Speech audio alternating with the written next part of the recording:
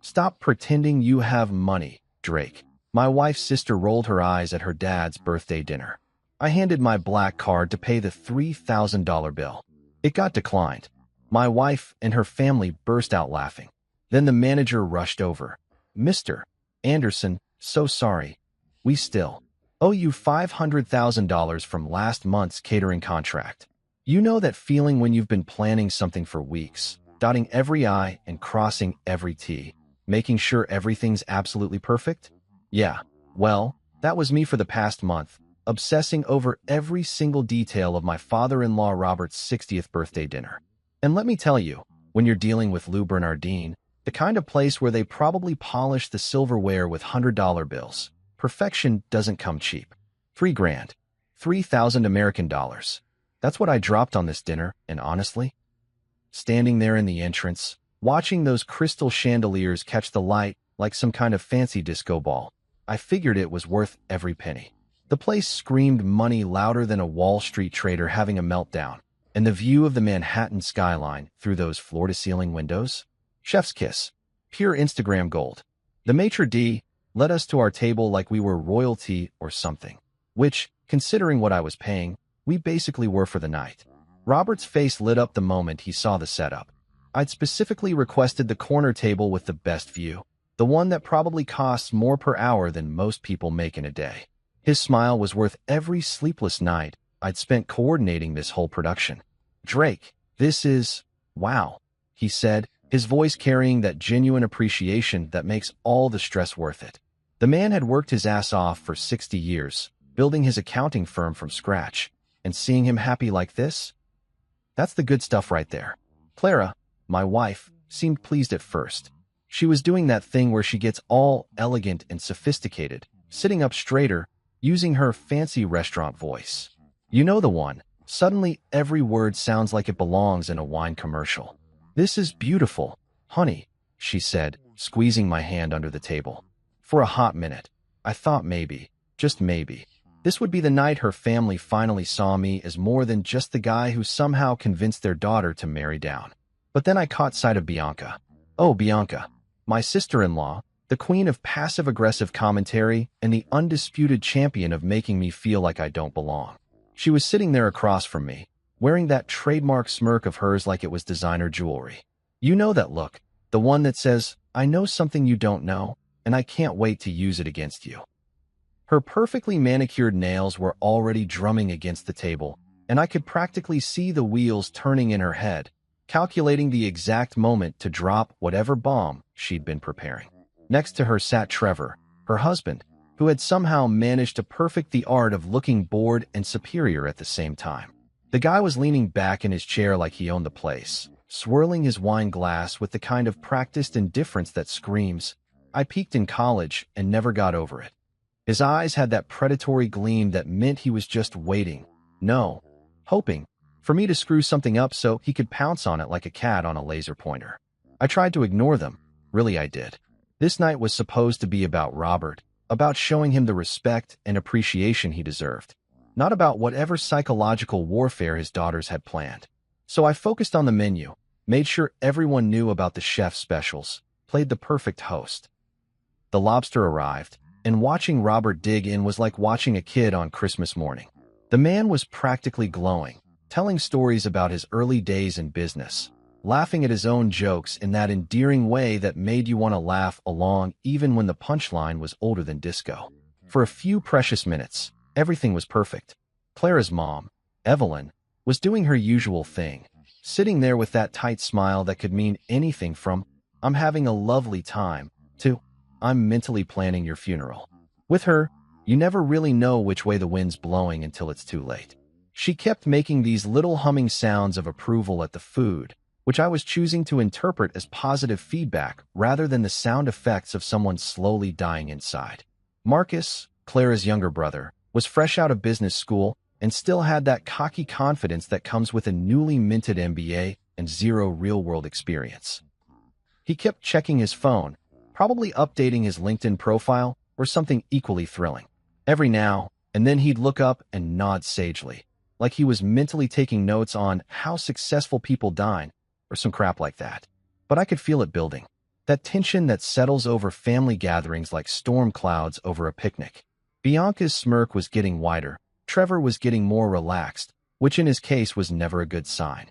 It was like watching a row of dominoes get set up, knowing that eventually, someone was going to flick the first one. I kept telling myself to stay focused on Robert. This was his night, his celebration. The man who'd built something from nothing, who'd raised 3 kids while growing a business, who'd somehow managed to stay married to Evelyn for 35 years without completely losing his mind. He deserved this moment of recognition, this fancy dinner with the people he loved most. But families, man. Families have this special talent for taking a perfectly good moment and turning it into a psychological minefield. And as I sat there, watching Robert enjoy his perfectly prepared lobster while his family prepared to tear me apart, I couldn't help but think that maybe, just maybe, I should have gone with the nice Italian place down the street instead. The servers moved around our table like choreographed dancers, refilling water glasses and wine with that silent efficiency that only comes with years of practice and probably a healthy fear of their manager. The other diners in the restaurant were having their own quiet conversations, their own little dramas playing out over expensive plates and overpriced wine. And there I was, sitting in the middle of it all, trying to convince myself that everything was going to be fine, that this night would end with smiles and gratitude instead of the emotional bloodbath I could feel brewing. Sometimes being optimistic is less about positive thinking and more about willful denial. But hey, at least the chandeliers look nice. You ever have one of those moments where you can literally feel the universe shifting gears? Like, 1 second you're cruising along in cruise control, thinking everything's going smoothly, and then bam, reality decides to sucker punch you right in the gut? Well, welcome to my Tuesday night, folks. Bianca couldn't hold it in anymore. I swear, the woman had been sitting there for maybe 20 minutes, practically vibrating with the need to say something nasty, like a tea kettle about to blow its top. She'd been doing this thing where she'd take a sip of her wine, glance at me, then smirk at Trevor like they were sharing some inside joke at my expense.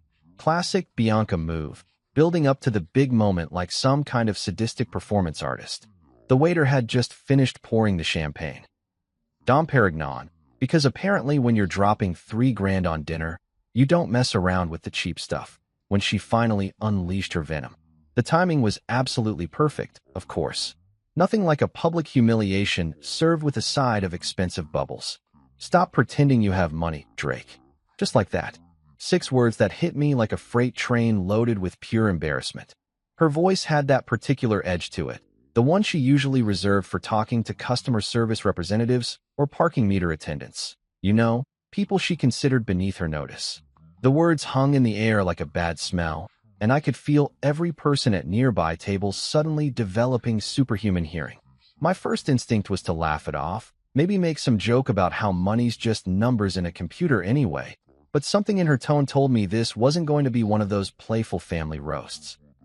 This was Bloodsport, and I was apparently the main event. Clara, bless her heart, didn't exactly rush to my defense. Instead, she did this nervous little laugh. You know the one. Sounds like a chihuahua having an anxiety attack, and suddenly found her napkin absolutely fascinating. Real profile and courage there, honey. Nothing says, I've got my husband's back, like studying table linens while your sister tears him apart. Trevor, meanwhile, was practically glowing with satisfaction. The man actually snorted into his wine glass. Snorted, like this was the funniest thing he'd heard since whatever passes for comedy in his sad little world. I'm guessing it was either this or another hilarious story about his glory days playing JV football at some community college nobody's heard of. Robert looked like someone had just told him Santa Claus was actually a registered sex offender. The poor guy kept glancing between me and Bianca, his face all scrunched up in that way that says, I love my daughter, but Jesus Christ, why is she like this? He opened his mouth a couple times like he was going to say something, but then closed it again. I couldn't really blame him.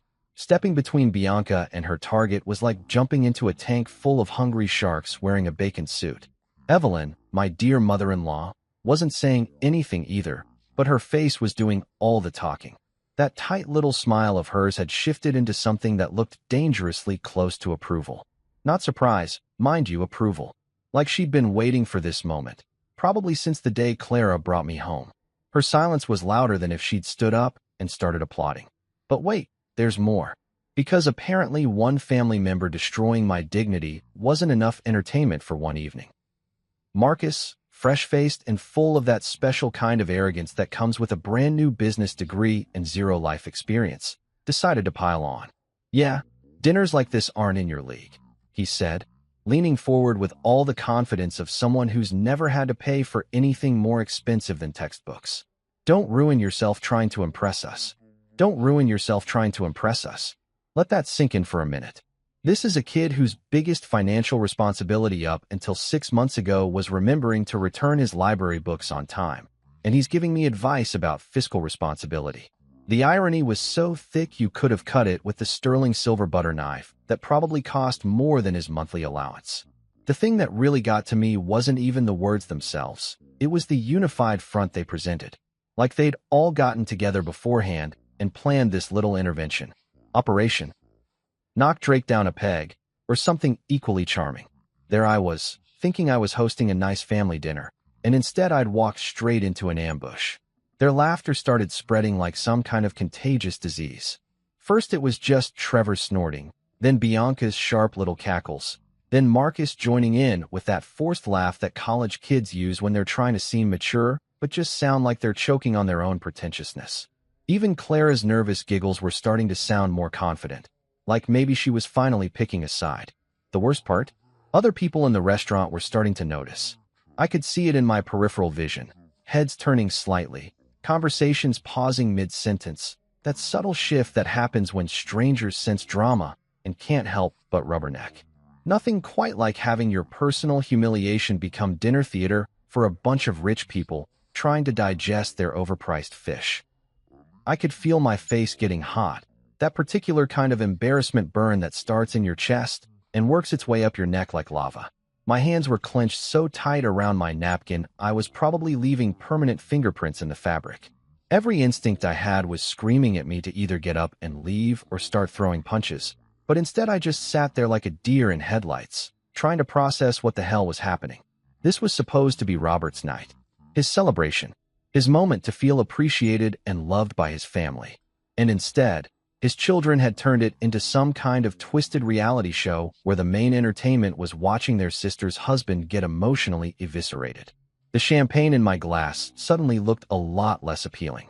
In fact, the whole restaurant seemed to have lost some of its shine. Those beautiful chandeliers now felt like spotlights, highlighting my humiliation for everyone to see. The elegant atmosphere had turned into a coliseum, and I was the Christian being fed to the lions. But here's the thing about being cornered. Sometimes it forces you to fight back in ways you never expected. If I thought Bianca was done after her opening salvo, I was about as wrong as a weather forecast in tornado season.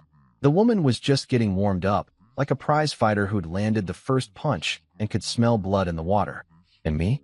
I was the poor bastard tied to the railroad tracks, watching the train barrel toward me in slow motion. The laughter was spreading around our table like some kind of social contagion. What started as Trevor's obnoxious snorting had evolved into a full-blown comedy hour, with me as the unwilling star of the show. Other diners were trying to be discreet about their rubbernecking, but let's be honest, when you hear someone getting roasted alive at a fancy restaurant, you don't exactly look away. Human nature and all that. Bianca was really hitting her stride now, her voice getting louder with each word, like she was auditioning for some twisted dinner theater production. "You rent a small place in Queens, don't you?" she said, practically broadcasting it to the entire restaurant. The way she said Queens made it sound like I was living in a cardboard box under a bridge instead of a perfectly decent apartment that happened to be located outside Manhattan's insane real estate bubble. And suddenly you're playing big spender in Manhattan? She gestured around the restaurant like she was presenting evidence in court. "What's next, Drake? You gonna tell us you've got a yacht parked in the harbor?" The thing about Bianca is that she doesn't just insult you. She performs it. Every word is calculated for maximum impact, every pause timed for dramatic effect. She's like a surgeon, but instead of saving lives, she specializes in precision character assassination. And right now, I was strapped to her operating table while she went to work with a rusty scalpel. Trevor, meanwhile, was leaning forward like he was watching the Super Bowl in overtime. The man was practically salivating at the prospect of joining in. "Come on, Drake," he said with that smug grin that made me want to introduce his face to my fist. "If you're really rolling in dough, why don't you show us your bank balance? You know, just to prove you're legit." Show them my bank balance. At a family dinner. In public. Because apparently, my financial privacy was just another casualty in their little entertainment spectacular. The audacity was breathtaking, really. It's like asking someone to drop their pants to prove they're wearing designer underwear. Invasive, humiliating, and completely missing the point. Clara was doing her best impression of someone who'd suddenly gone deaf and blind. She was staring at her plate like it contained the secrets of the universe, occasionally taking tiny sips of champagne that probably tasted like shame at this point. Every few seconds, she'd glance up at me with this look that was half pity, half relief that she wasn't the one in the hot seat. Real supportive, honey. Nothing says "till death do us part," like abandoning ship the second things get rocky. Marcus, not to be outdone by his older siblings, decided to throw his own hat into the ring. "I mean, let's be realistic here," he said with all the wisdom of someone who'd just discovered what a 401k was 6 months ago. "This place probably costs more than most people make in a month. No offense, Drake, but consulting doesn't exactly pay Manhattan money." Consulting. Right. Because that's how I'd introduced myself to this family 3 years ago, and apparently nobody had bothered to ask any follow-up questions since then. I was starting to realize that my attempts at modesty and keeping a low profile had backfired spectacularly. Instead of being seen as humble, I was being written off as broke. Robert was looking increasingly uncomfortable, shifting in his seat like he was sitting on hot coals. The poor guy kept opening his mouth like he wanted to say something, anything, to change the subject, but every time he tried, one of his kids would jump back in with another zinger.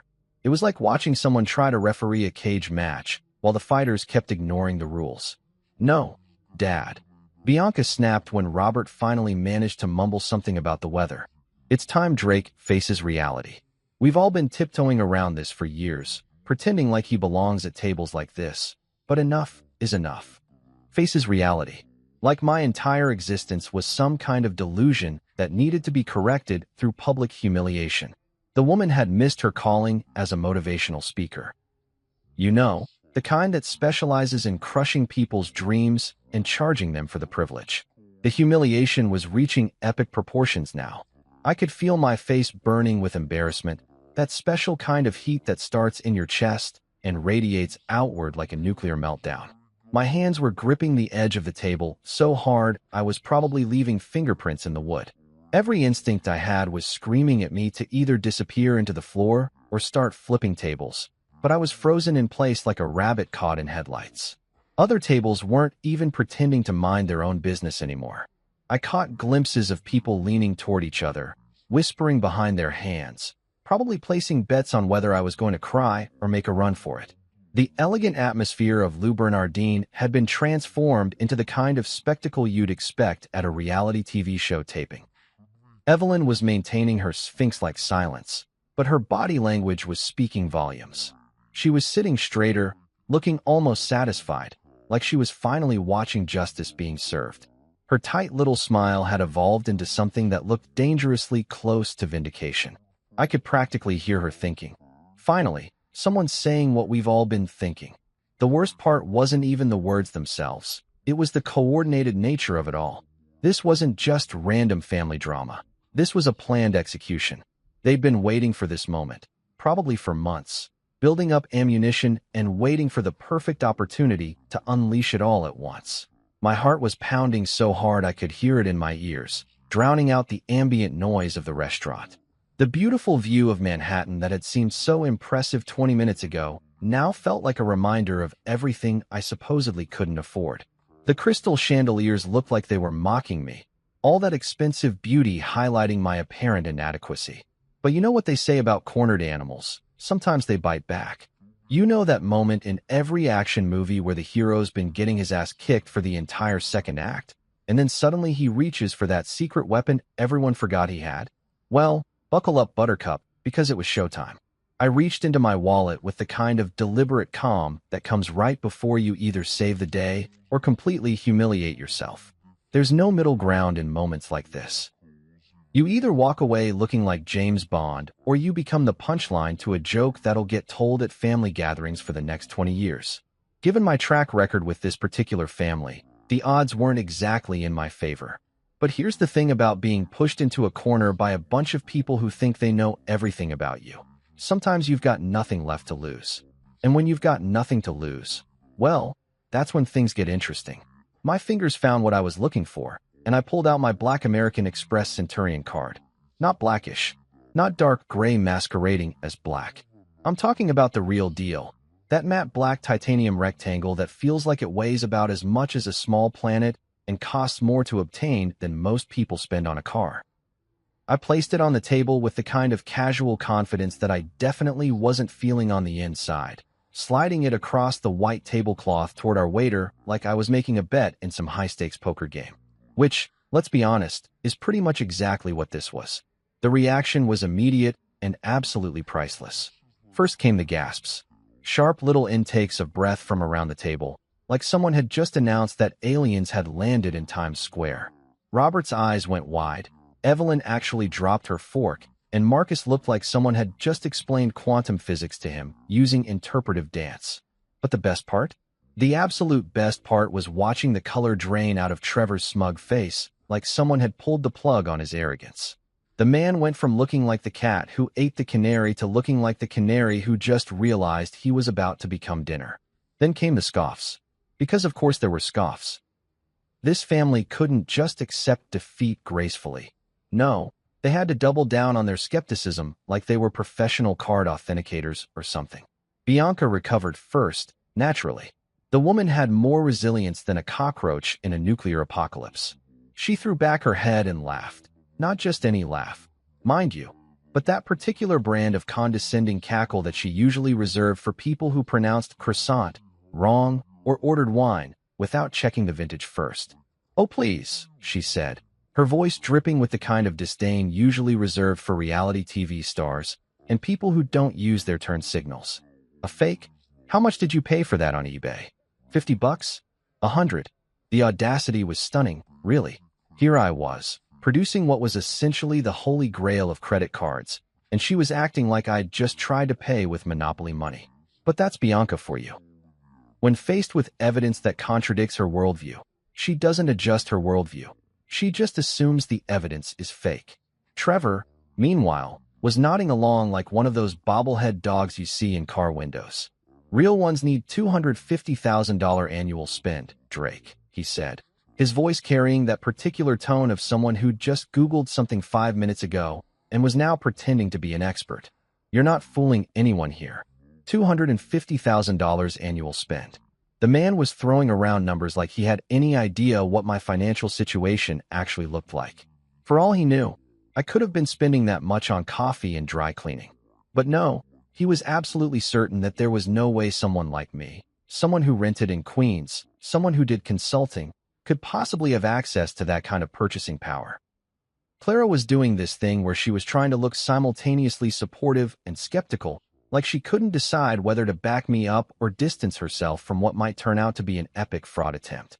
She kept glancing between me and the card, her forehead wrinkled in confusion. I could practically see the wheels turning in her head. Is my husband actually rich, or is he about to get us all arrested for credit card fraud? The waiter, meanwhile, was standing there holding my card like it might explode. The poor guy was probably thinking he didn't get paid enough to referee whatever family drama was playing out at table 12. He kept looking between me and the card, then at the hostile faces around the table, clearly wondering if he was about to become an unwilling participant in some kind of elaborate prank show. "Full bill, please," I said, my voice steady despite the fact that my heart was doing its best impression of a jackhammer. Inside, I was nervous as hell. Not because I was worried about the card being declined for legitimate reasons, but because there's always that tiny voice in the back of your head that whispers, what if something goes wrong? What if there was some kind of technical glitch? What if the restaurant system was down? What if Mercury was in retrograde and affecting credit card processing equipment? The universe has a twisted sense of humor, and I could just picture it deciding that this would be the perfect moment for some cosmic practical joke. But I kept my expression neutral, channeling every poker player who'd ever lived. If you're going to make a move like this, You don't get to look nervous about it. You own it completely, or you don't do it at all. The silence stretched out like taffy, thick and uncomfortable. Other diners had definitely tuned in to our little drama by now. I could feel their eyes on us like spotlights. Nothing quite like turning your family dinner into performance art for a room full of strangers who were probably wondering if they should start recording with their phones. Robert looked like he was holding his breath, caught somewhere between hope and horror. Marcus had his phone in his hand, probably ready to fact-check whatever happened next. Evelyn was gripping her wine glass so tight I was worried it might shatter. And there I was, waiting to find out if this gamble was going to pay off, or if I was about to become the most embarrassed man in Manhattan. Sometimes life decides to kick you in the teeth just when you think you're finally about to catch a break. And let me tell you, when that kick comes, it doesn't just hurt. It echoes through your entire soul like a gong being struck by Thor's hammer. The waiter came back looking like he'd just witnessed a puppy getting run over by a garbage truck. His face had gone from the professional neutral expression they teach in fancy restaurant school to something that looked suspiciously like pity mixed with secondhand embarrassment. That's never a good sign, folks. When the guy who deals with drunk Wall Street bros and entitled trust fund babies on a nightly basis looks uncomfortable, you know you're in deep shit. "I'm sorry, sir," he said, his voice barely above a whisper, like he was delivering news of a terminal diagnosis. The card was declined. For words. For simple words that hit me like a meteor strike to the face. The card was declined. The card, my beautiful, legitimate, $100,000 initiation fee Centurion card, was declined. For exactly 1 second, the table went completely silent. Not restaurant quiet. Not polite dinner conversation quiet. I'm talking about the kind of silence that happens right before a nuclear bomb goes off. The kind of silence where you can hear your own heartbeat and the collective intake of breath from everyone around you. And then all hell broke loose. Bianca absolutely lost her mind. I'm talking doubled over, tears streaming down her face. Can't catch her breath level of hysterical laughter. She was laughing so hard she was snorting, which would have been embarrassing for her if she hadn't been too busy enjoying my complete and total humiliation to care about her own dignity. "Oh my God," she managed to gasp between fits of laughter. "Oh my God, I can't. I literally can't." More snorting, more gasping, more of that particular brand of vindictive joy that only comes when someone you dislike falls flat on their face in the most spectacular way possible. Clara, my beloved wife, my partner in life, my supposed ride or die, started chuckling. Not nervous chuckling this time. Actual, genuine amusement. She had this look of relief on her face, like someone had just told her she didn't have cancer after all. Because apparently, the thought of me actually having money was more terrifying to her than watching me get publicly destroyed by her family. "Thank God," she muttered under her breath, probably thinking I couldn't hear her over the sound of my dignity being fed through a wood chipper. "I thought for a second you were actually..." She didn't finish the sentence, but she didn't need to. I knew exactly what she was thinking. Thank God my husband isn't actually successful, because then I'd have to reevaluate everything I thought I knew about him. Trevor was practically glowing with satisfaction. The man looked like he'd just won the lottery and discovered the cure for cancer on the same day. He was leaning back in his chair with this smirk that made me want to introduce his face to the nearest hard surface. "Fake card," he said, shaking his head with mock disappointment. "What a clown. Did you really think we'd fall for that?" He took a long, theatrical sip of his wine, savoring both the vintage and my complete mortification. "I mean, come on, Drake. A Centurion card? You might as well have told us you were secretly Batman." Marcus was shaking his head like a disappointed teacher who'd just caught a student cheating on a test. "Dude," he said, his voice carrying that particular tone of someone who was trying to sound wise, but mostly just sounded condescending. "This is just sad. Like, genuinely sad. Did you really think this would work?" Even Evelyn, who'd been maintaining her sphinx-like silence all evening, finally decided to weigh in. "This is exactly what I feared," she muttered, her voice carrying the weight of 1,000 "I told you so's." Because apparently, she'd been expecting me to pull some kind of financial fraud attempt at her husband's birthday dinner. Nothing says loving mother-in-law like assuming your daughter's husband is a con artist. Robert was the only one who wasn't laughing or gloating. He was just sitting there looking heartbroken, like someone had just told him that puppies weren't real and Christmas was canceled forever. "Drake," he whispered, his voice full of disappointment and something that might have been pity. That whisper hit me harder than all the laughter combined. This man, who I genuinely respected and cared about, was looking at me like I'd just betrayed everything he believed about decency and honesty. The hurt in his eyes was like a knife to the chest, twisting with every second that passed. Their laughter was echoing in my ears, bouncing around inside my skull like a pinball machine from hell. Each cackle, each snort, each satisfied chuckle was another nail in the coffin of whatever dignity I'd walked into this restaurant with. I could feel the stares from other tables now. Not the curious glances from earlier, but the kind of uncomfortable gawking that happens when someone's life implodes in public. The beautiful restaurant that had seemed so elegant 20 minutes ago now felt like a coliseum, and I was the Christian being fed to the lions. The chandeliers that had sparkled so appealingly were now spotlights, highlighting my humiliation for everyone to see. The Manhattan skyline visible through those floor-to-ceiling windows might as well have been laughing at me too. I kept my face perfectly still, refusing to give them the satisfaction of seeing me break. Inside, I was dying 1,000 deaths, but on the outside, I maintained that poker face like my life depended on it. Because sometimes, when everything's going to hell around you, the only dignity you have left is the dignity you refuse to surrender. My hands were clenched so tight under the table that my knuckles were probably white as snow. Every muscle in my body was tense, coiled like a spring that was about to snap. The embarrassment was so intense, it was almost physical, like someone had poured boiling water over my entire body and then rolled me in salt. But here's the thing about rock bottom. Sometimes, when you think you can't fall any further, the universe decides to show you just how wrong you can be. And sometimes, just sometimes, that's when the real surprises begin. You know how in movies, right when the hero's about to get executed by the bad guys, the cavalry comes charging over the hill with trumpets blaring and flags waving? Well, real life doesn't usually work that way. In real life, when you're getting your ass handed to you by your in-laws at an overpriced restaurant, you're pretty much on your own. Except when you're not.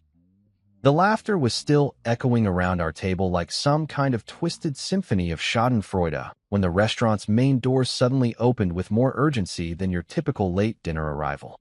And let me tell you, after the evening I'd been having, I was expecting maybe another rich couple coming in to witness my public humiliation, or perhaps the ghost of my dignity making one final appearance before departing for the afterlife. What I wasn't expecting was Thomas Chin. Thomas fucking Chin, the general manager of Lou Bernardine, came rushing through that door like his hair was on fire and his ass was catching. The man was practically power walking across the dining room, weaving between tables with the kind of focused determination usually reserved for emergency room doctors or parents chasing after escaped toddlers. Now, here's something you need to understand about Thomas. This guy doesn't rush for anyone. I'd worked with him on events before, and the man had the kind of unflappable composure that made Buddhist monks look emotionally unstable. He could handle a kitchen fire, a food poisoning scare, and a celebrity meltdown all in the same evening without breaking a sweat. So seeing him moving with this kind of urgency, that was like seeing a unicorn wearing a three-piece suit. He was slightly breathless when he reached our table, which should have been my first clue that something was about to go very, very differently than anyone expected. The second clue was the way he completely ignored everyone else at the table and came straight to me. "Mr. Anderson," he said, his voice carrying that particular tone of professional panic that happens when someone realizes they've screwed up in a big way. "I'm terribly sorry. Mr. Anderson." Not sir. Not excuse me. Mr. Anderson. Like he knew exactly who I was and exactly why he was there. The formality was deliberate, the kind of respect you show to someone whose business you very much don't want to lose. Bianca's laughter cut off like someone had hit the mute button on her vocal cords. Trevor's smug grin froze on his face like it had been flash frozen in liquid nitrogen. Clara's relieved chuckling died in her throat, replaced by a look of confusion that would have been comical if I hadn't been too busy trying to process what was happening to appreciate the irony. The silence that followed was different from the earlier one. Before, it had been the silence of anticipation, everyone waiting to see how I'd react to my humiliation. This silence was heavier, loaded with the sudden realization that maybe, just maybe, they'd all been operating under some very incorrect assumptions. Thomas was still talking, apparently oblivious to the family drama he'd just walked into. Your card didn't process because our accounting department flagged it, he continued, his words coming out in a rush like he was trying to deliver bad news as quickly as possible to minimize the damage. We still owe you $500,000 from last month's catering contracts. $500,000. From last month's catering contracts. The words hung in the air like smoke from a nuclear explosion, settling over our table with the kind of weight that changes everything. Not $500. Not $5,000. $500,000. The kind of money that most people don't see in their entire lifetimes, just sitting there in some accounting department's ledger, waiting to be transferred to my business account. The effect on my family was instantaneous and absolutely fucking beautiful. Bianca's face went through more color changes than a mood ring in a tumble dryer. She started at her normal shade of self-satisfied pink, went white as fresh snow, then shifted to a sickly green that made her look like she was about to lose her expensive dinner all over the white tablecloth. Her mouth was hanging open like someone had removed all the bones from her jaw. Trevor's wine glass had stopped halfway to his lips, suspended in midair like he'd been frozen by some kind of cosmic pause button. His eyes were doing this thing where they kept darting between me and Thomas, like he was watching a tennis match played at light speed. The smug confidence that had been radiating off him like cheap cologne had evaporated completely, replaced by the kind of deer-in-headlights expression you see on people who've just realized they've been talking shit about their boss while their boss was standing right behind them. Clara was blinking rapidly, like someone had just shined a flashlight directly into her eyes. She kept opening and closing her mouth, reminding me of a fish that had been yanked out of water and was trying to figure out how breathing worked. The relief that had been written all over her face just moments before had been replaced by something that looked suspiciously like panic. Marcus had gone completely rigid, sitting there like someone had just told him that everything he'd learned in business school was wrong and he needed to start over from kindergarten. His phone was still in his hand, but he was staring at Thomas like the man had just materialized from another dimension. Even Evelyn, the queen of maintaining composure in all situations, was showing cracks in her armor. Her carefully maintained expression of maternal disappointment had shifted into something that looked dangerously close to shock.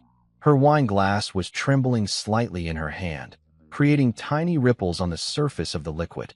Robert was the only one who looked more confused than horrified. The poor guy was glancing around the table like he was trying to solve a puzzle that kept changing shape every time he looked at it. 500,000, he repeated quietly, his voice trailing off like he wasn't sure he'd heard correctly. Thomas, meanwhile, was still in full damage control mode, apparently unaware that he'd just detonated a nuclear bomb in the middle of a family dinner. The delay was entirely on our end, he continued, his professional training kicking in even as he delivered information that was rewriting everyone's understanding of reality. Our new accounting software flagged the transaction as unusual due to the amount, and it's been sitting in a verification queue for the past 3 weeks. 3 weeks. My money had been sitting in their system for 3 weeks, while their computer system played 20 questions with my bank account. Under normal circumstances, I would have been annoyed about the delay. Right now, though, I was feeling nothing but gratitude for whatever software glitch had created this moment. The waiter who had delivered my earlier humiliation was now standing behind Thomas, holding my card like it was made of plutonium. His face had gone from apologetic to horrified as he realized he'd just told a major client that his card was declined due to a processing error on their end. The poor guy looked like he was calculating how much his tip was going to suffer because of this screw-up. Other diners in the restaurant had definitely tuned in to our drama by now. The couple at the table next to us had completely abandoned any pretense of minding their own business and were openly staring. The group of business executives 3 tables over had stopped their conversation mid-sentence. Even the staff members who weren't directly involved were sneaking glances in our direction. But I wasn't focused on them. I was focused on the faces of my family members as they slowly processed the implications of what Thomas had just said. You could practically see the gears turning in their heads, recalculating everything they thought they knew about me, everything they'd assumed about my financial situation, everything they'd just spent the last hour mocking me for. The beautiful thing about moments like this is that they don't just change what people think about you. They reveal what they actually think about themselves. And judging by the expressions around our table, my dear family members were having some very uncomfortable realizations about their own assumptions and prejudices. Thomas finally paused his explanation and seemed to notice the stunned silence that had fallen over our table. He glanced around at the shell-shocked faces, his professional instincts probably telling him that he'd walked into something more complicated than a simple billing error. "Is everything all right?" he asked, his voice carrying that careful neutrality that service industry professionals use when they sense they've stepped into a minefield but aren't sure where the explosives are buried. "Everything all right?" That was like asking if the Titanic had experienced a minor scheduling delay. Nothing about this evening had been all right from the moment Bianca opened her mouth, but now things were about to get very interesting indeed. You know that moment in poker when you've been playing your cards close to your chest all night, letting everyone think you're some amateur who wandered in from the street, and then you finally lay down a royal flush? That moment when you watch the blood drain from everyone's faces as they realize they've been playing checkers while you were playing chess? Well, welcome to my moment, folks. The silence at our table was so thick you could have cut it with a chainsaw. 8 people sitting around one of Manhattan's most expensive restaurants, and the only sound was the gentle clinking of cutlery from other tables and the distant hum of kitchen activity. Everyone was staring at me like I'd just announced I was actually an alien from Mars who'd been studying human behavior for the past 3 years. I took a slow sip of my champagne, Dom Perignon, which suddenly seemed a lot less expensive considering what Thomas had just revealed, and set the glass down with deliberate calm. Time to pull back the curtain on this whole charade. "I think there's been some confusion," I said, my voice steady despite the fact that my heart was doing backflips in my chest. "See, I'm not just Clara's husband who does some consulting on the side." The words came out easier than I'd expected. Maybe it was the adrenaline. Maybe it was the 3 years of pent-up frustration finally finding an outlet. Or maybe it was just the pure satisfaction of watching Bianca's face cycle through more emotions than a soap opera marathon. "I'm the founder and CEO of Anderson Events," I continued, letting each word land with the weight it deserved. "We're the largest luxury event planning and catering company on the East Coast." Anderson Events, the name that had been plastered across Forbes, Wall Street Journal, and every major business publication in the Northeast for the past 5 years. The company that handled everything from Fortune 500 corporate galas to diplomatic receptions that made international news. The business that had grown from me working out of a studio apartment in Brooklyn to employing over 200 people across 6 states. Bianca's mouth was opening and closing like a goldfish that had forgotten how breathing worked. The woman who'd spent the last hour tearing me apart was suddenly looking like someone had just explained quantum physics to her using interpretive dance. Her perfectly applied makeup couldn't hide the fact that all the color had drained from her face, leaving her looking like a glamorous ghost. "We handle corporate galas for companies you've probably heard of," I said, warming to my subject now that the floodgates were open. "Fortune 500 parties, diplomatic receptions, celebrity weddings where the guest list reads like a who's who of American politics and entertainment." Trevor was doing this thing where he was trying to look skeptical while simultaneously pulling out his phone to fact-check what I was saying. The man's fingers were moving across his screen like he was typing for his life, probably Googling Anderson Events faster than a conspiracy theorist researching government cover-ups. "The UN's anniversary celebration last month?" I said, letting a small smile play at the corners of my mouth. "The one that was featured on every major news network, with world leaders flying in from 6 different continents? That was us. The UN anniversary celebration. The event that had made international headlines, not just for the political significance, but for the sheer scale and elegance of the production. 1,200 guests, including heads of state, Nobel Prize winners, and celebrities who normally couldn't be in the same room without starting Twitter wars. It had taken 8 months to plan and coordinate, and the final bill had come to just over $3 million. Marcus was staring at me like I'd just told him I was secretly Superman.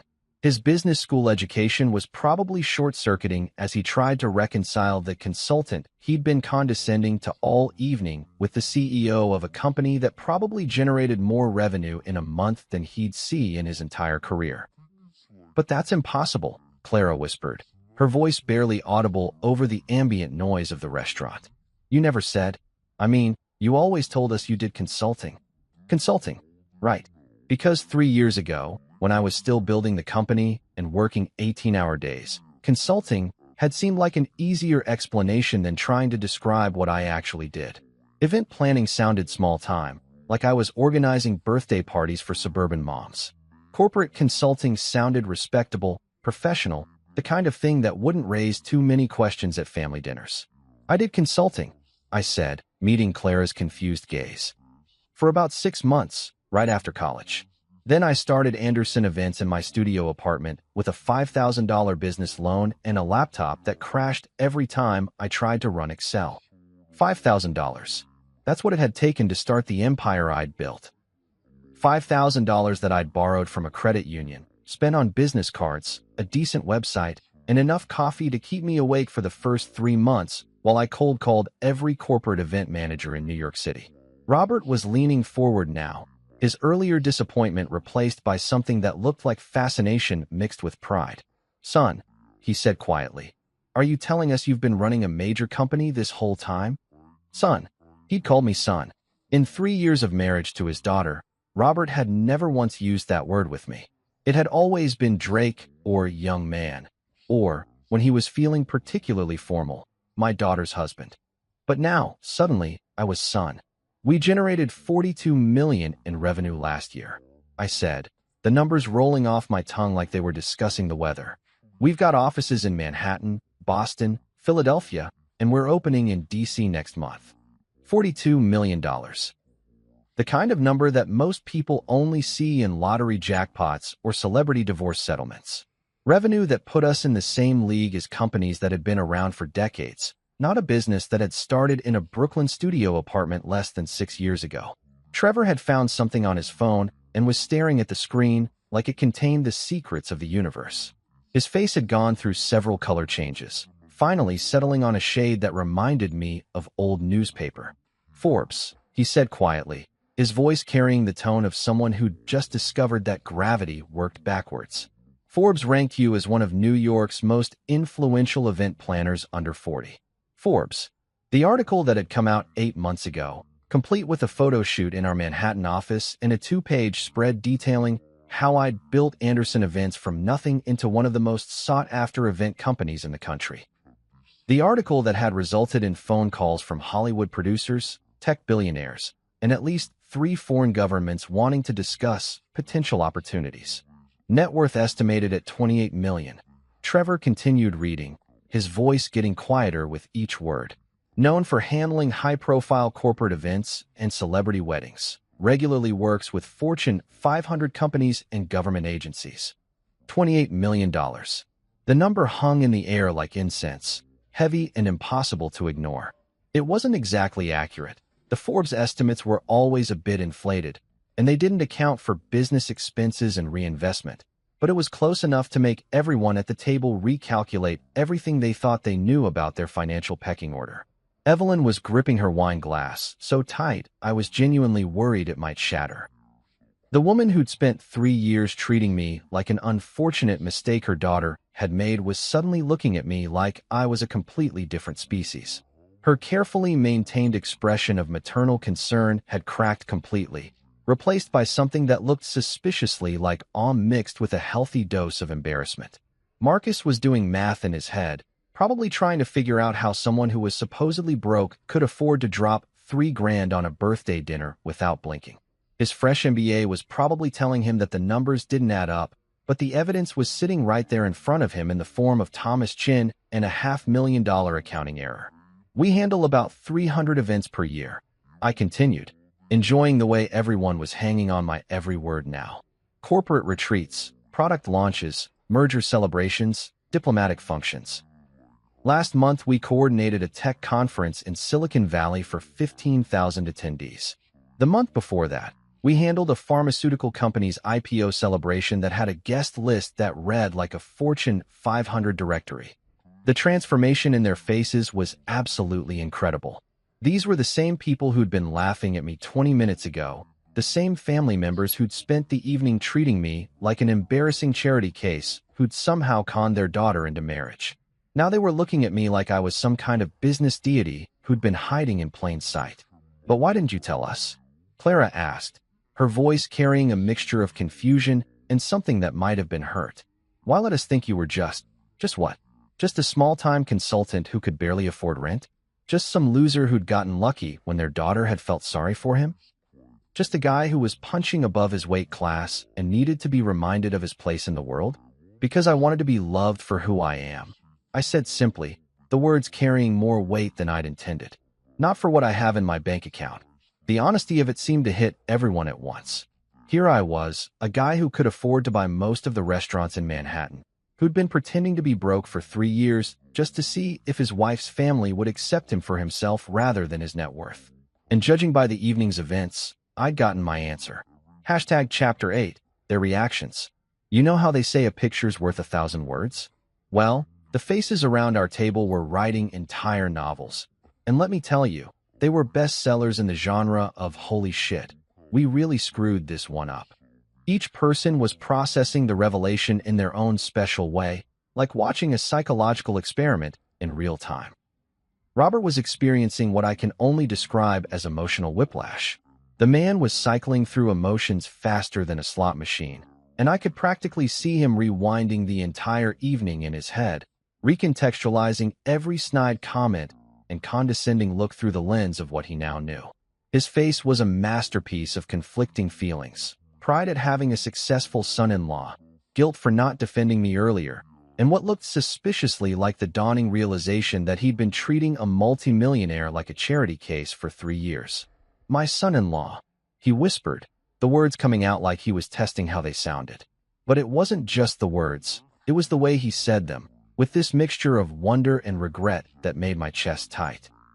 This was a man who'd built his own accounting firm from nothing, who understood what it meant to struggle and sacrifice for success, and he was realizing that I'd done the same thing while his family treated me like garbage. He kept shaking his head, not in disbelief, but in what looked like self-recrimination. "All this time," he muttered, "all this time, and I never asked the right questions. I just assumed." His voice trailed off, but I knew what he was thinking. He'd assumed what everyone else had assumed, that his daughter had married some loser who was punching above his weight class. The guilt was written all over his face now. This was a man who prided himself on being fair, on giving people the benefit of the doubt, and he was realizing that he'd failed his own standards when it came to me. Every family dinner where he'd stayed silent while his daughters tore me apart, every time he'd let their comments slide, every moment he could have stood up for me, but didn't. It was all coming back to haunt him now. Evelyn, on the other hand, was going through her own special brand of psychological crisis. The woman who'd perfected the art of the passive-aggressive slight was suddenly looking like someone had just told her that water was actually dry and the sky was purple. Her carefully maintained composure was cracking like ice in the spring thaw, revealing something underneath that looked suspiciously like panic. For 3 years, she'd been operating under the assumption that her daughter had made a mistake, that Clara had settled for some small-time consultant who was lucky to be invited to family gatherings. Evelyn's entire worldview was built on social hierarchies and status markers, and suddenly she was realizing that she'd been treating someone who significantly outranked her in the financial food chain like he was beneath her notice. Her wine glass was trembling in her hand, creating tiny ripples that caught the light from those expensive chandeliers. She kept opening her mouth like she wanted to say something, then closing it again when she realized she had no idea how to navigate this new reality. How do you apologize for 3 years of condescension to someone who could probably buy your house with his quarterly bonus? I had no idea, she finally managed, her voice smaller than I'd ever heard it. The woman who usually spoke with the authority of someone accustomed to being the most important person in the room was suddenly sounding like a schoolchild who'd been caught cheating on a test. But the real show was happening with Bianca. Oh, sweet Bianca, who'd spent the entire evening playing prosecutor, judge, and jury in the case against my financial credibility. She was experiencing what psychologists probably have a fancy term for, but I prefer to call it the complete and total destruction of one's superiority complex in real time. The woman had gone from triumphant to horrified to what looked like she was having an existential crisis about her place in the universe. Her perfectly applied makeup couldn't hide the fact that she looked like she'd been hit by a truck carrying a load of embarrassment and shame. She kept staring at me like I was a completely different person, which, in fairness, I suppose I was from her perspective. "I'm so sorry," she whispered, the words coming out like they were being dragged from her throat with pliers. This was a woman who probably hadn't apologized for anything more serious than stepping on someone's toe in the past decade. And here she was trying to figure out how to make amends for an evening's worth of character assassination. The humiliation was radiating off her like heat from a furnace. Every cruel comment, every mocking laugh, every condescending look, it was all playing back in her head like a highlight reel of her own worst behavior. She was realizing that she'd spent the evening publicly destroying someone who was successful enough to make her entire family look like small-time players. "I didn't know," she said again, her voice barely audible over the ambient noise of the restaurant. We all thought." She couldn't finish the sentence, probably because finishing it would require admitting just how wrong they'd all been about me. Trevor was having his own special moment of reckoning. The man who'd been so confident about calling me out for having a fake credit card was now holding his phone like it contained evidence of his own stupidity. He'd found the Forbes article, probably along with a dozen other business publications that had featured stories about Anderson events over the past 2 years. His face was cycling through emotions like a broken traffic light: confusion, embarrassment, what looked like genuine fear about how badly he'd screwed up. This was a guy who worked in middle management at some insurance company, and he was suddenly realizing he'd spent the evening trash-talking someone who was probably more successful than his entire company's board of directors. "Jesus Christ," he muttered, scrolling through what I assumed were search results about my company. "The White House. You handled events at the fucking White House." His voice carried the tone of someone who was realizing that he'd been playing checkers while everyone else was playing three-dimensional chess. The fear in his eyes was particularly satisfying. This wasn't just embarrassment about being wrong. This was the dawning realization that he'd potentially made an enemy of someone who had connections and resources he couldn't even imagine. In his world of corporate politics and office hierarchies, pissing off the wrong person could be career suicide, and he was probably wondering if I was the type to hold grudges. Marcus, meanwhile, was going through what I can only describe as an academic crisis. The kid had come out of business school thinking he understood how the world worked, armed with case studies and theoretical knowledge about entrepreneurship and business development. But here was a real-life example sitting right across from him. Someone who'd built a multi-million-dollar empire while he was still figuring out how student loans worked. His phone was in his hand, and I could see him frantically Googling everything he could find about Anderson events. The poor kid looked like someone had just told him that everything he'd learned in school was theoretical bullshit, and the real world operated according to completely different rules. "You out-earned all of us combined," he whispered, his voice carrying the tone of someone who was recalculating his entire understanding of success and achievement. The cocky confidence that had been radiating off him earlier had evaporated completely, replaced by something that looked like genuine awe mixed with a healthy dose of embarrassment. He kept glancing between his phone screen and me, like he was trying to reconcile the person sitting across from him with the business mogul he was reading about. The cognitive dissonance was practically visible. How could the guy they'd been treating like a charity case all evening be the same person who'd been featured on the cover of Business Week? But Clara's reaction was the most complex of all. My wife, the woman who'd promised to love me for richer or poorer, in good times and bad, was looking at me like I was a stranger she'd never seen before. The confusion in her eyes was heartbreaking, but it was mixed with something else that looked suspiciously like betrayal. She'd been complicit in her family's treatment of me, laughing along with their jokes, staying silent when they tore me apart. And now she was realizing that while she thought she was married to some small-time consultant who was lucky to afford their Queens apartment, she'd actually been married to someone who could have bought them a penthouse in Manhattan without blinking. "Why didn't you tell me?" she asked, her voice carrying a mixture of hurt and confusion that made my chest tight. "I'm your wife. Why would you keep something like this from me?" The question hung in the air like smoke, heavy with implications about trust and honesty and what it meant to really know someone. She was realizing that the man she'd been married to for 3 years had been keeping a secret that fundamentally changed everything about their relationship, their future, their entire life together. But here's the thing about secrets. Sometimes you keep them not because you don't trust someone, but because you want to see who they really are when they think there's nothing to gain from being kind to you. And tonight, I'd gotten my answer about who my wife's family really was when they thought I was nobody special. The waiter appeared again, carrying a fresh bottle of champagne. "Compliments of the house, Mr. Anderson," he said with the kind of respect that money commands. The title felt different now, spoken in front of my family. Not just polite formality, but acknowledgement of status and success.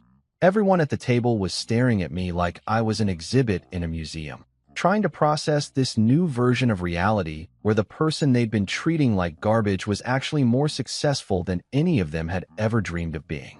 You know how they say a picture's worth 1,000 words? Well, the faces around our table were writing entire novels. And let me tell you, they were bestsellers in the genre of holy shit, we really screwed this one up. Each person was processing the revelation in their own special way, like watching a psychological experiment in real time. Robert was experiencing what I can only describe as emotional whiplash. The man was cycling through emotions faster than a slot machine, and I could practically see him rewinding the entire evening in his head, recontextualizing every snide comment and condescending look through the lens of what he now knew. His face was a masterpiece of conflicting feelings: pride at having a successful son-in-law, guilt for not defending me earlier, and what looked suspiciously like the dawning realization that he'd been treating a multimillionaire like a charity case for 3 years. "My son-in-law," he whispered, the words coming out like he was testing how they sounded. But it wasn't just the words, it was the way he said them, with this mixture of wonder and regret that made my chest tight. This was a man who'd built his own accounting firm from nothing, who understood what it meant to struggle and sacrifice for success. And he was realizing that I'd done the same thing while his family treated me like garbage. He kept shaking his head, not in disbelief, but in what looked like self-recrimination. "All this time," he muttered, "all this time, and I never asked the right questions. I just assumed." His voice trailed off, but I knew what he was thinking. He'd assumed what everyone else had assumed, that his daughter had married some loser who was punching above his weight class. The guilt was written all over his face now. This was a man who prided himself on being fair, on giving people the benefit of the doubt, and he was realizing that he'd failed his own standards when it came to me. Every family dinner where he'd stayed silent while his daughters tore me apart, every time he'd let their comments slide, every moment he could have stood up for me but didn't, it was all coming back to haunt him now. Evelyn, on the other hand, was going through her own special brand of psychological crisis. The woman who'd perfected the art of the passive-aggressive slight was suddenly looking like someone had just told her that water was actually dry and the sky was purple. Her carefully maintained composure was cracking like ice in the spring thaw, revealing something underneath that looked suspiciously like panic. For 3 years, she'd been operating under the assumption that her daughter had made a mistake, that Clara had settled for some small-time consultant who was lucky to be invited to family gatherings. Evelyn's entire worldview was built on social hierarchies and status markers, and suddenly she was realizing that she'd been treating someone who significantly outranked her in the financial food chain like he was beneath her notice.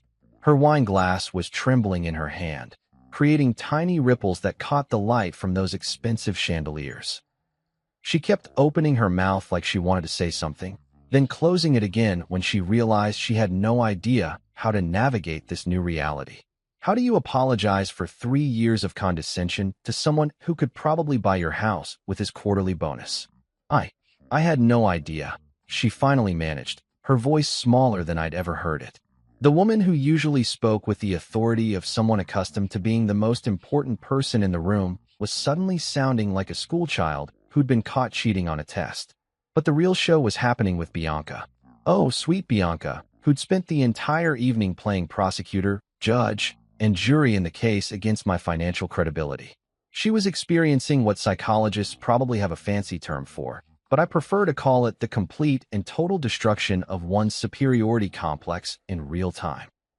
The woman had gone from triumphant to horrified to what looked like she was having an existential crisis about her place in the universe. Her perfectly applied makeup couldn't hide the fact that she looked like she'd been hit by a truck carrying a load of embarrassment and shame. She kept staring at me like I was a completely different person, which, in fairness, I suppose I was from her perspective. "I'm so sorry," she whispered, the words coming out like they were being dragged from her throat with pliers. This was a woman who probably hadn't apologized for anything more serious than stepping on someone's toe in the past decade. And here she was trying to figure out how to make amends for an evening's worth of character assassination. The humiliation was radiating off her like heat from a furnace. Every cruel comment, every mocking laugh, every condescending look, it was all playing back in her head like a highlight reel of her own worst behavior. She was realizing that she'd spent the evening publicly destroying someone who was successful enough to make her entire family look like small-time players. "I didn't know," she said again, her voice barely audible over the ambient noise of the restaurant. We all thought." She couldn't finish the sentence, probably because finishing it would require admitting just how wrong they'd all been about me. Trevor was having his own special moment of reckoning. The man who'd been so confident about calling me out for having a fake credit card was now holding his phone like it contained evidence of his own stupidity. He'd found the Forbes article, probably along with a dozen other business publications that had featured stories about Anderson events over the past 2 years. His face was cycling through emotions like a broken traffic light: confusion, embarrassment, what looked like genuine fear about how badly he'd screwed up. This was a guy who worked in middle management at some insurance company, and he was suddenly realizing he'd spent the evening trash-talking someone who was probably more successful than his entire company's board of directors. "Jesus Christ," he muttered, scrolling through what I assumed were search results about my company. "The White House. You handled events at the fucking White House." His voice carried the tone of someone who was realizing that he'd been playing checkers while everyone else was playing three-dimensional chess. The fear in his eyes was particularly satisfying. This wasn't just embarrassment about being wrong. This was the dawning realization that he'd potentially made an enemy of someone who had connections and resources he couldn't even imagine. In his world of corporate politics and office hierarchies, pissing off the wrong person could be career suicide, and he was probably wondering if I was the type to hold grudges. Marcus, meanwhile, was going through what I can only describe as an academic crisis. The kid had come out of business school thinking he understood how the world worked, armed with case studies and theoretical knowledge about entrepreneurship and business development. But here was a real-life example sitting right across from him. Someone who'd built a multi-million-dollar empire while he was still figuring out how student loans worked. His phone was in his hand, and I could see him frantically Googling everything he could find about Anderson events. The poor kid looked like someone had just told him that everything he'd learned in school was theoretical bullshit, and the real world operated according to completely different rules. "You out-earned all of us combined," he whispered, his voice carrying the tone of someone who was recalculating his entire understanding of success and achievement. The cocky confidence that had been radiating off him earlier had evaporated completely, replaced by something that looked like genuine awe mixed with a healthy dose of embarrassment. He kept glancing between his phone screen and me, like he was trying to reconcile the person sitting across from him with the business mogul he was reading about. The cognitive dissonance was practically visible. How could the guy they'd been treating like a charity case all evening be the same person who'd been featured on the cover of Business Week? But Clara's reaction was the most complex of all. My wife, the woman who'd promised to love me for richer or poorer, in good times and bad, was looking at me like I was a stranger she'd never seen before. The confusion in her eyes was heartbreaking, but it was mixed with something else that looked suspiciously like betrayal. She'd been complicit in her family's treatment of me, laughing along with their jokes, staying silent when they tore me apart. And now she was realizing that while she thought she was married to some small-time consultant who was lucky to afford their Queens apartment, she'd actually been married to someone who could have bought them a penthouse in Manhattan without blinking.